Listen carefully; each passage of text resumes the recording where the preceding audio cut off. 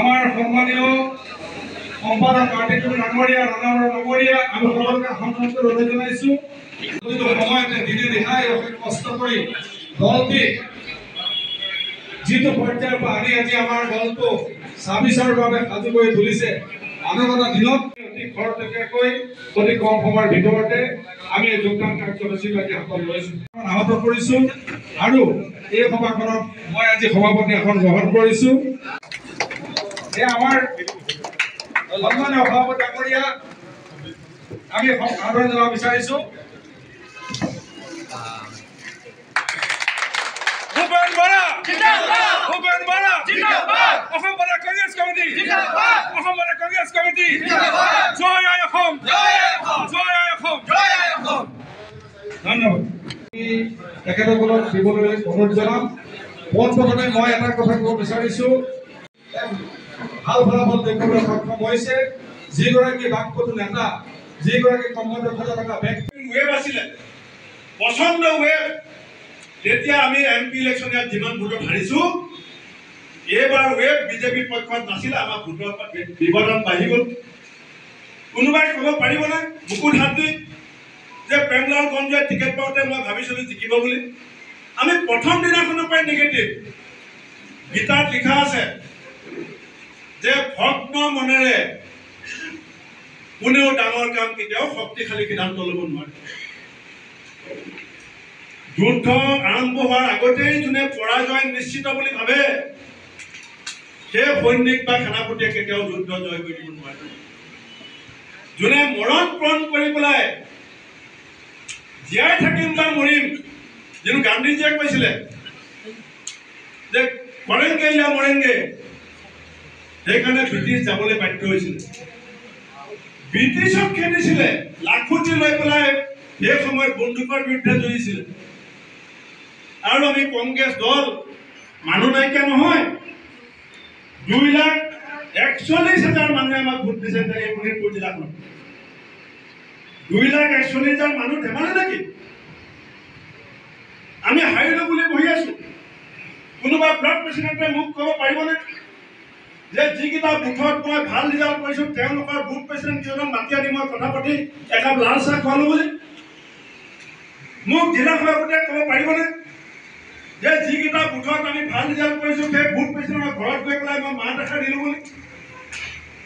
মোক কেণ্ডিডেটে ক'ব পাৰিবনে যে যিকেইজন মানুহে মোক খাটিছিলে মই হৰাৰ পাছত সেই মানুহকেইজনক মাতি আনি একাপ লাল চাহ এটা গুড ডে বিস্কুট খোৱালো বুলি?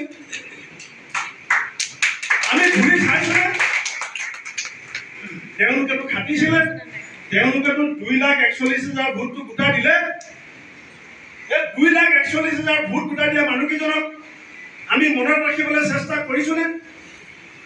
আমি নেতাসকলে কোনোবাই কেতিয়াবা কৃতজ্ঞতা জনাইছোনে? পোৱাকেইটা ভাবো ফ্ৰীত পালো, নেপোৱাকেইটা ভাবো কেণ্ডিডেটৰ কাৰণে পালো।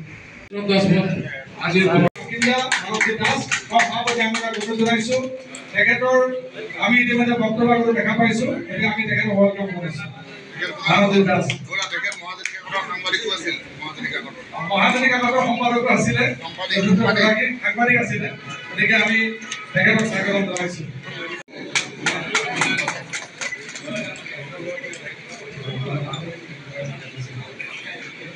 ৰাইজৰ কাৰণে, অসমত ভাল পোৱা মানুহখিনিৰ কাৰণে আৰু অসমৰ স্বাৰ্থত যুঁজিব বিচৰা মানুহখিনিৰ কাৰণে আমাৰ জিলাৰ সকলো কৰ্মকৰ্তাই আজি যিসকলে যোগদান কৰিছে তেওঁলোকক আদৰি দিবলৈ আহি পেলাই গোট খাইছে। আৰু মই যিসকলে আজি যোগদান কৰিছে, আমাৰ বেদপত বৰা আৰু সঞ্জয় বৰুৱাই কৈছে যে সঁচাকৈ আমি এইটো কথা অনুভৱ কৰোঁ যে আমাৰ দলটো যদি শক্তিশালী হ'বলৈ হয়, আমাৰ দলটো যদি লক্ষ্যত উপনীত হ'বলৈ হয়, তেতিয়াহ'লে নতুন তেজ, নতুন চিন্তা, নতুন আশা, নতুন উদ্যোগনা থকা, নতুন চিন্তা আৰু জ্ঞান ধৰণেৰে আমাৰ দলক আৰু শক্তিশালী কৰা মানুহ আমাৰ মাজলৈ যিমান আহিব, সিমানে আমাৰ দল আগলৈ শক্তিশালী হ'ব, ৰাইজৰ মাজত জনপ্ৰিয়তা হ'ব। এগৰাকী শক্তিশালী নেতা, বিজেপিৰ যথেষ্টখিনি তেখেতে কাম কৰিছিলে।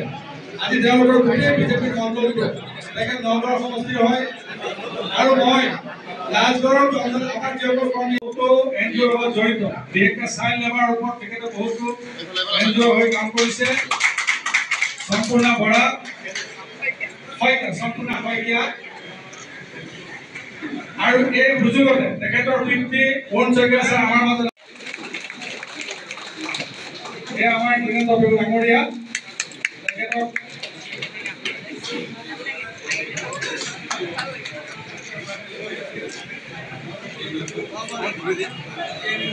তেখেতৰ লগতে নতুন নতুন মানুহ আহিব আৰু আপোনালোকে সংকল্প গ্ৰহণ কৰক যে 2026 শোণিতপুৰ জিলাৰ সঞ্জুপুৰে যেনেকৈ কৈছে তেখেতৰ সাংবাদিকৰণৰ সাংগঠনিক কাম কাজ কৰাৰ তেখেতৰ অৰ্হতা আছে সঞ্জুপুৰৰ নেতৃত্বত আপোনালোকে শোণিতপুৰ জিলাৰ আটাইকেইখন আসন দখল কৰিবৰ কাৰণে সংকল্প গ্ৰহণ কৰক আমি ভাবোঁ ভূপেন কুমাৰ বৰাৰ নেতৃত্বত উত্তৰ অসমত আমি এজন মুখ্যমন্ত্ৰী পাম প্ৰথমবাৰৰ বাবে উত্তৰ অসমত মুখ্যমন্ত্ৰী পাম আৰু তাৰ বাবে আজিৰ পৰা ধন্যবাদ ক'লে যে আমাৰ চৰকাৰ হ'ব মুখ্যমন্ত্ৰীও ঘোষণা কৰি দিলে আমাৰ বেদবন পৰা কিন্তু আমি সঁচা কথাবিলাকৰ পৰা আচল কথাবিলাকৰ পৰা যদি আলৰি কাটো সপোনটো চবেই দেখে সপোন দেখাৰ বাধা নাই কিন্তু সপোন বাস্তৱিত কৰিবৰ কাৰণে আমাৰ হাতত যদি নিখুঁত পৰিকল্পনা নাথাকে আৰু সেই পৰিকল্পনাৰ ওপৰত যদি আমাৰ বিশ্বাস নাথাকে